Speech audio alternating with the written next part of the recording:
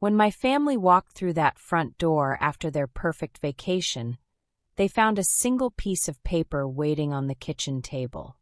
The screaming that followed could have shattered glass. But before I tell you what was written on that paper, you need to understand why it had been years in the making. My name is Victoria Kane, I'm 31 years old, and what happened that summer didn't just change my life, it saved it. Growing up, I learned early that love in my family came with conditions. My sister Melissa was 2 years older, and everything I wasn't, charming, successful. The kind of daughter who made parents beam with pride at school events. I was the rough draft they couldn't quite get right. Every achievement of mine was measured against her shadow, every mistake magnified under their disappointed stares. When Melissa got married in a perfect ceremony with perfect flowers and a perfect dress, I was the maid of honor who smiled through gritted teeth. When I became a single mother at 19, I became their cautionary tale. The family failure who couldn't even keep a man. They never said it out loud, but their silences spoke volumes. My daughter Chloe became my world the moment she arrived. She was this tiny, perfect thing who looked at me like I hung the stars. For the first time in my life, someone needed me. Someone thought I was enough. But even that joy came with their judgment. Single mother, they whispered. Shameful. She'll never amount to anything now. We all lived in the same house. The family home that had belonged to my grandmother before she passed. My parents treated it like theirs, filled it with their rules and their constant criticism. But there was something they didn't know. Something that would change everything. Every summer meant the dreaded family vacation. My parents called it tradition. I called it torture. But Chloe had begged to go to the beach resort they'd picked this year, and seeing her excitement made me swallow my pride. Sometimes you walk into the lion's den just to give your kid a happy memory.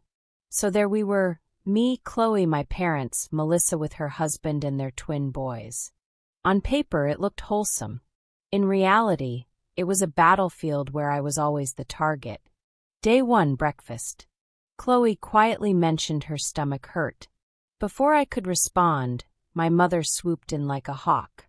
Oh, please, don't start with the drama already. We just got here. Melissa snorted. She's probably just trying to get out of walking. Lazy, just like always. The twins, sensing blood in the water, started chanting "Drama Queen" under their breath. It was like watching vultures circle. I wanted to defend her, but part of me hoped it was nothing. Starting a fight before noon on day 1 seemed like a guaranteed way to ruin everyone's trip. So I stayed quiet. That was my first mistake. By midday, Chloe was pale and walking slower than the group. When she asked to sit down, my father barked at her. Don't milk it. You're always doing this. She's been like this since she was little. My mother muttered loud enough for everyone to hear. Always making a scene over nothing. Melissa rolled her eyes so hard I thought they'd get stuck. Meanwhile, Chloe kept trying to keep up, desperately not wanting to be mocked again. Watching her minimize her pain to avoid their cruelty broke something inside me. By dinner, she was barely touching her food. Tears gathered in her eyes while everyone else laughed and clinked glasses. Melissa leaned over to her husband and whispered something that made both their boys snicker at Chloe. What's so funny? I asked. They just smirked. Nothing. Then it happened. Chloe stood up, maybe to go to the bathroom, and just collapsed. One moment upright, the next moment crumpled on the floor, clutching her stomach and gasping in agony. For a split second, the table went silent. Then my mother broke it. Oh, for heaven's sake! Like my daughter collapsing was just another performance. I lost it. I scooped up Chloe, screamed for help, and we rushed to the hospital. That night became a blur of white walls, harsh lights, and doctors asking rapid-fire questions. Chloe curled up on the hospital bed in agony, while I sat there trying not to fall apart. I texted my family to let them know we were at the hospital. No reply. Hours crawled by. Test after test. Me pacing, holding Chloe's hand, whispering that everything would be okay even though I didn't know if that was true. At some point, desperate for distraction, I checked my phone. That's when I saw it. A photo posted an hour earlier. My parents, Melissa, and the twins grinning by the pool, cocktails raised in celebration. The caption made my blood freeze. Finally having peace without the pathetic drama queen. I stared at that picture until my hands shook. My daughter was in a hospital bed crying in pain, and they were out there celebrating, posting selfies, mocking her, mocking us. I wanted to scream, to throw the phone across the room, to march back to that resort and drag them all here to see what real drama looked like. But I didn't, because in that moment, something inside me snapped. Not broke, snapped into place. 29 years of being dismissed. 29 years of being told I was the disappointment. And now they were doing it to her. To my baby. I sat there beside Chloe's hospital bed while the people who should have cared most were toasting our absence. And instead of screaming, I made a decision. They weren't going to get away with it. Not this time.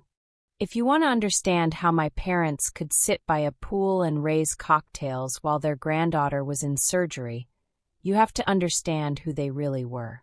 And more importantly, who I had been trained to be. I wasn't born the family disappointment. I was molded into it, day by day, comparison by comparison. From my earliest memories, it was clear who the favorite was. Melissa sparkled when she sneezed. I could cure cancer and they'd ask why I didn't do it faster. The worst part wasn't the criticism, it was how I internalized it. When you hear, "Why can't you be more like your sister?" enough times, you start believing there's something fundamentally wrong with your DNA. I spent my childhood trying to earn love that was never actually available to me. By my teens, I'd given up trying to compete.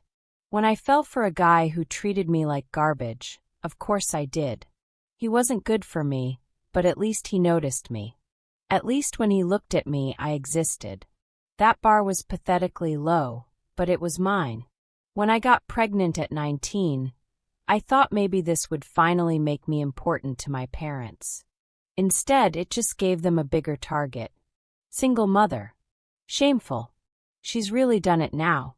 The baby's father disappeared faster than smoke, and honestly, I was relieved. Terrified but relieved. For the first time in my life, I had someone who needed me more than I needed their approval. But here's the thing that nobody knew, not even me at first. The house we all lived in wasn't actually my parents' house.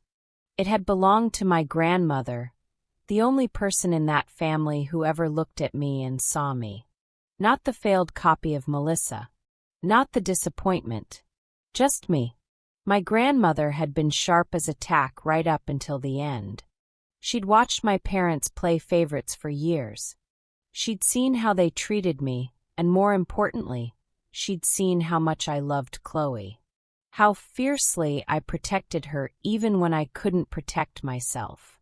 So when my grandmother died, everyone assumed the house would pass to my mother. After all, she was the eldest daughter. My father used to talk about our house like the deed already had their names on it. Melissa started mentally redecorating before the will was even read. But my grandmother wasn't stupid.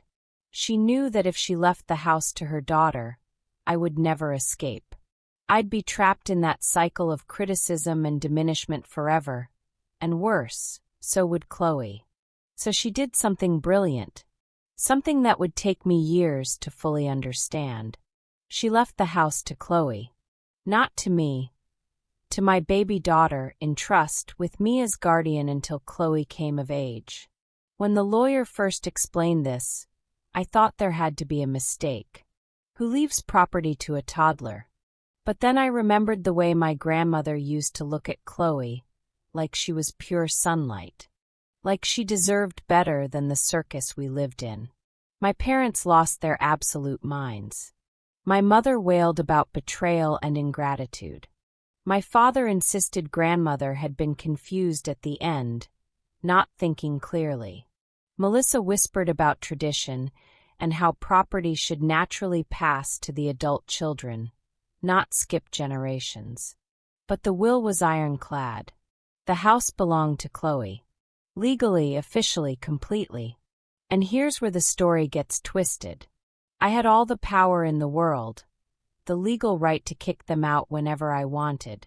But I didn't use it. I couldn't. Because when you've spent your entire life being told you're worthless, you don't suddenly wake up feeling powerful. I told myself it was just a formality, that it was still really their house, that I shouldn't rock the boat. So we stayed. My parents continued treating the house as theirs, filling the rooms with their rules, their voices, their endless judgment.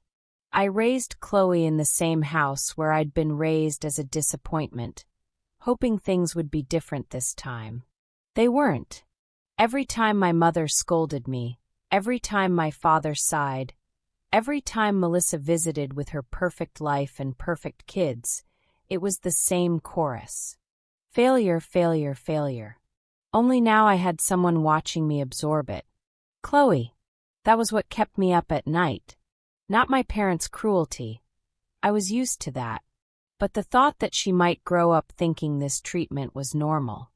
That she'd learn to believe, like I once had, that she was a burden instead of a blessing.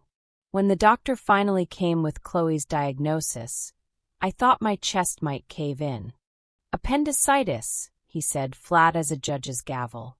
The good news is it hadn't ruptured yet. The bad news is we need to operate immediately.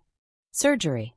My 14-year-old baby needed emergency surgery, and I was completely alone in that sterile room with my terror and the deafening silence from the people who should have been racing to get there.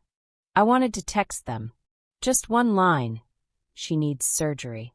She could have died. But I stopped myself because I already knew how it would play out. At best, Melissa would send back an eye-roll emoji. At worst, they'd make jokes about the drama queen needing attention even in the hospital. So I didn't call. And they didn't either. Not once. The surgery went perfectly. The doctor told me Chloe would recover completely, and I nearly collapsed with relief. I sat by her bed afterward, watching her breathe under that thin hospital blanket, thinking about what it actually meant to show up for someone. And in the same breath, I thought about my parents clinking cocktails while I sat in that chair, sick with worry.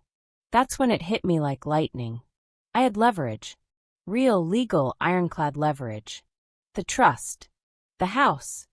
The one card my grandmother had quietly pressed into my hand when she died, and I'd been too scared, too well trained in my own worthlessness, to ever play it. Not anymore. While Chloe slept, I called a lawyer. My voice was steady. Too steady, maybe. He took down all the details, and by the time we left the hospital 3 days later, the papers were ready. Formal eviction notice. 30 days. I didn't hide it in a drawer or slip it under their bedroom door like a guilty secret. No. I walked into that house, placed it dead center on the kitchen table where they ate breakfast every morning, and waited. The vacation stretched on for another week. Every single day they posted more photos. Beaches, fancy dinners, group shots with matching grins. Every caption felt like a knife aimed directly at me and Chloe. Family time. Perfect weather. Living our best life. I stayed silent. For once in my life, the silence was mine to give. And then, after 7 days of paradise, the front door finally opened. Suitcases dragged across the floor. Laughter echoing through the hallway. My parents walked in first, tan and smug, with Melissa right behind them and her family trailing along. They were probably planning to show me photos, to rub their perfect vacation in my face. They froze when they saw me sitting calmly at the kitchen table, that letter positioned right in front of me like a loaded weapon. The room went dead still. My mother reached for the paper first, her manicured fingers unfolding it with the confidence of someone who'd never been told no in her life. She scanned the legal language, and I watched her face change from curiosity to confusion to pure molten rage. My father's jaw clenched like granite. Melissa's face twisted like she'd swallowed poison. The twins just stood there with wide eyes, finally quiet for once in their lives. Then the screaming began. "This is our house," my mother shrieked, waving the paper like evidence of some cosmic injustice. "This is where we live. You can't just throw us out." She was confused when she wrote that will. My father barked, his voice climbing. You know, she was old. She didn't understand what she was doing. "You can't be serious," Melissa snapped, her perfect composure cracking. "This is family. You don't just kick family out over some stupid legal technicality." The twins whispered, "Drama queen," again, like that word was some kind of magic spell that could undo ink on paper. I didn't move. I had my friend Sarah sitting beside me, calmly sipping tea and watching the circus unfold like she was at the theater. Her presence kept me grounded, reminded me I wasn't alone anymore. My mother slammed the letter down on the table. "Ungrateful," she spat. "After everything we've done for you, after raising you, feeding you, giving you a roof over your head, you owe us this house." I looked at her with ice in my voice. "No, I don't. It's Chloe's house. You have 30 days. You'd think I'd announced the world was ending." My father turned purple with rage. Melissa started ranting about culture and tradition and respect for elders. My mother wailed about betrayal, and how could I do this to the people who loved me? I stayed steady as stone. 30 days, I repeated. They threw everything at me. Guilt trips about family loyalty. Threats about what would happen to my reputation. Pleading about how they had nowhere else to go. My favorite was when Melissa leaned across the table, her voice dripping with fake sweetness. "Just tear it up," she said. "You can't really mean this. We all know you don't have it in you." "If you care so much about family," I replied, "they can live with you." That shut her up immediately. Because suddenly it wasn't about principle anymore. It was about reality. And the reality was that none of them actually wanted to deal with the consequences of their actions. The fight went on for hours. Accusations flying, doors slamming, red faces, tears that looked about as genuine as a $3 bill. Sarah never left my side, not once. At one point, my father leaned in close, his voice low and venomous. "You'll regret this," he whispered. "You're still the same pathetic failure you've always been." I smiled, tired, sharp, but real. "Maybe. But I'm the pathetic failure who just gave you 30 days to find somewhere new to live." That shut him down completely. By the end of the night, the noise had burned itself out. My parents retreated to their room, muttering darkly. Melissa gathered up her family and left in a cloud of indignation and expensive perfume. I went upstairs, tucked Chloe into her bed, and kissed her forehead. She stirred, murmured "Mom," and settled back into sleep. For the first time in years, I felt the weight of power in my hands. They thought they owned this house. They thought they owned me. But the notice was on the table. The clock was ticking. And there was no undoing what I'd set in motion. As I turned out the light, I knew one thing for certain. They weren't going to take this quietly. Living with my parents after serving them an eviction notice was like sharing a house with angry ghosts who kept slamming doors and muttering curses. The letter sat on that kitchen table like a ticking bomb, and every morning they had to walk past it to get their coffee. The atmosphere was toxic. My father read his newspaper with exaggerated sighs. My mother whispered, "Ungrateful," just loud enough for me to hear every time I walked by. Even the air felt heavy, pressing down on me and Chloe, until breathing felt like an act of rebellion. And Chloe, still recovering from her surgery, had to navigate this minefield every day. 14 years old and fresh out of the hospital, but they looked at her like she'd personally ruined their lives just by existing. That's when the social media campaign began. I didn't see the posts at first. My cousin Jennifer sent me screenshots with a message that just said, "You need to see this." My parents had staged photo after photo like they were auditioning for a tragedy. Them looking devastated beside packed boxes. My mother clutching old photo albums like a war widow. My father sitting on the front steps with his head in his hands. The captions wrote themselves.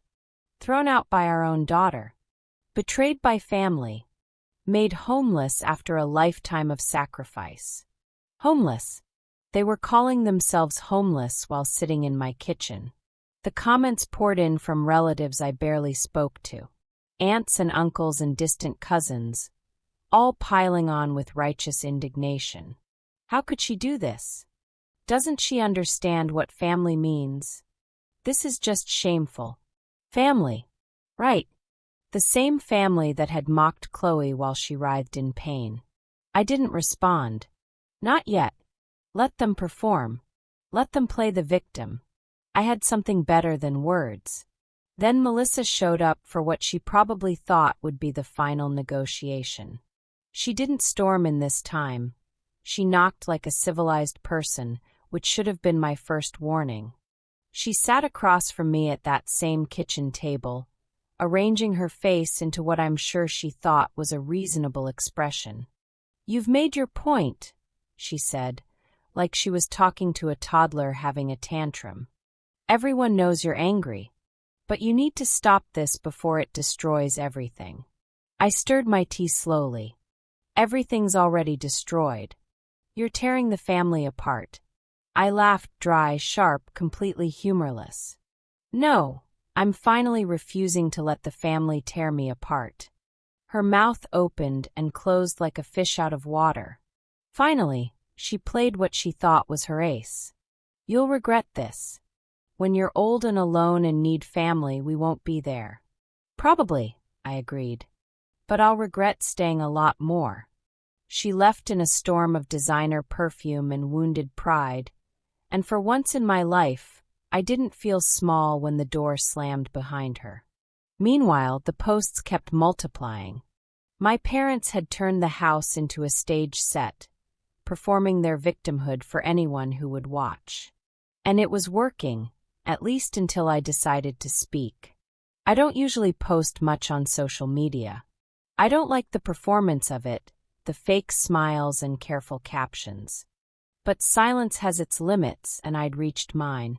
I took their poolside selfie, the one where they toasted finally having peace without the pathetic drama queen, and set it right next to their newest homeless victim photo. The contrast was stunning. Same people, same smiles, completely different story depending on the audience. Then I wrote the truth. During our family vacation, my 14-year-old daughter collapsed and was rushed to the hospital. She was diagnosed with acute appendicitis and required emergency surgery. Not once did my parents or sister ask how she was. Not once did they visit the hospital. Instead, they posted this photo celebrating her absence and mocking her as a drama queen. "This house belongs to my daughter through my grandmother's will. I am her legal guardian. I will not allow people who laughed at her pain to continue living under her roof." That's the complete truth. And I hit post. The effect was immediate and absolute. The buzzing notifications on my phone stopped. The comments dried up like someone had turned off a faucet. The relatives who'd been shouting the loudest about family values suddenly had nothing to say. Radio silence. My parents didn't post again. Not once. The performance was over, and they knew it. The remaining days of their 30-day notice passed in tense, bitter quiet. Cupboards still slammed. Muttered conversations still floated down the hallways. But the show was done. They'd been exposed and everyone knew it. On day 30, they packed their belongings into a rented truck and left. No dramatic speeches. No final attempts at guilt or manipulation. Just boxes and suitcases, and a door that closed behind them with surprising finality. I walked through the house after they were gone. The rooms felt strange without their constant noise and criticism, like the walls themselves were exhaling for the first time in years. Upstairs, Chloe was stretched out on her bed with a sketchbook, drawing something that looked like sunshine. "Are they really gone?" she asked when I peeked in. "Yeah," I said. "They're really gone." She smiled, tired but genuine. "It feels different already." It did. For the first time, the house wasn't theirs. It wasn't even mine. It was hers, and it was finally completely free. But that wasn't the end of their story. Oh no, the consequences were just getting started.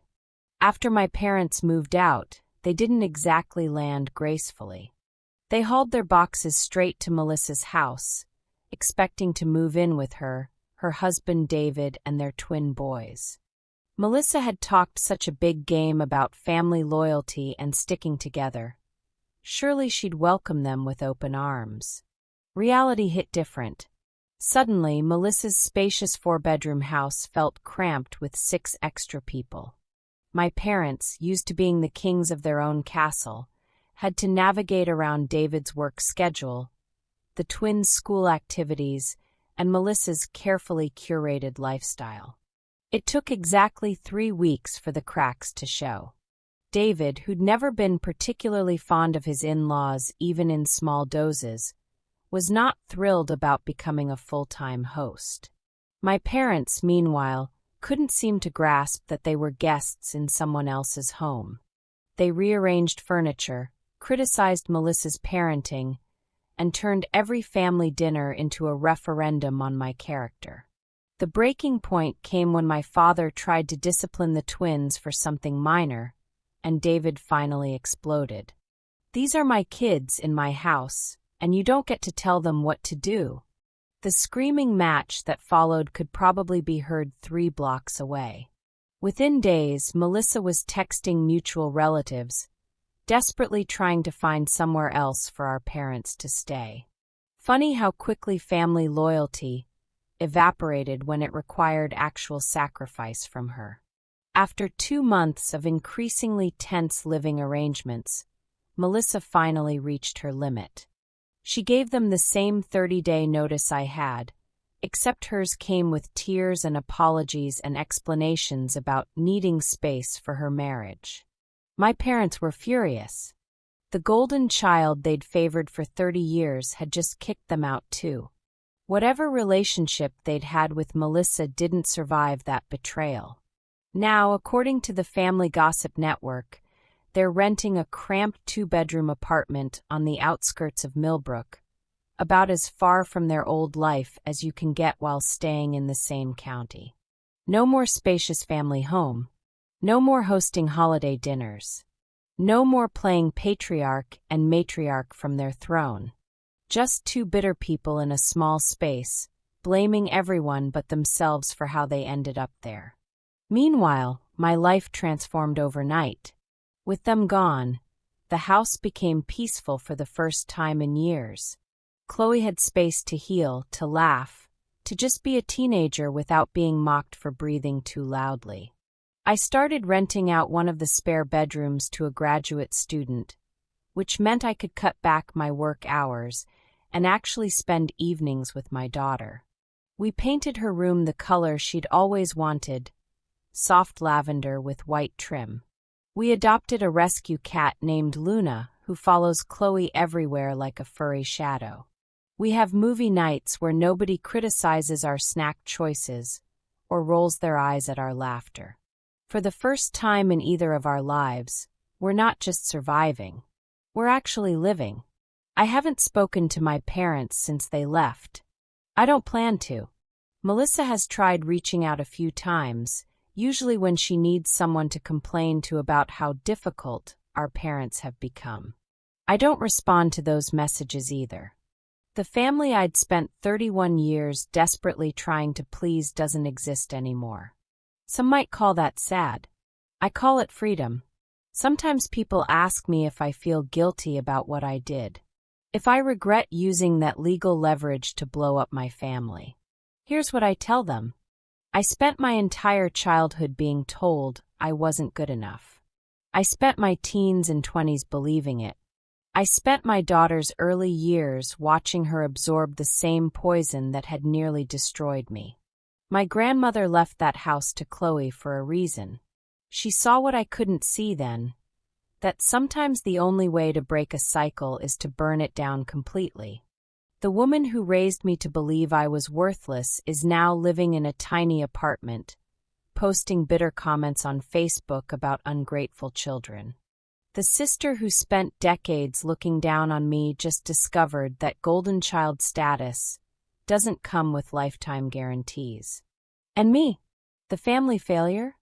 I'm sitting in my daughter's house, watching her thrive without the weight of their judgment pressing down on her shoulders. I don't feel guilty. I feel proud. That night in the hospital, when I saw them celebrating Chloe's pain, something fundamental shifted inside me. I realized that protecting my daughter mattered more than keeping the peace. That her future mattered more than their approval. That sometimes love means being the villain in someone else's story. My grandmother knew this house would give us power when we needed it most. She knew that piece of paper would be our escape route from a lifetime of diminishment and cruelty. She was right. So here's my question for you. Was I wrong to use the law to protect my daughter from the same abuse that shaped my childhood? Or was I finally doing what I should have done years ago? Let me know what you think in the comments. And if this story reminded you that sometimes the people who should love us the most can be the ones who hurt us the deepest, hit that subscribe button. Because breaking free from toxic family dynamics isn't just one story. It's a revolution. The pathetic drama queen finally found her voice. And it turns out, she was never pathetic at all. She was just waiting for the right moment to roar.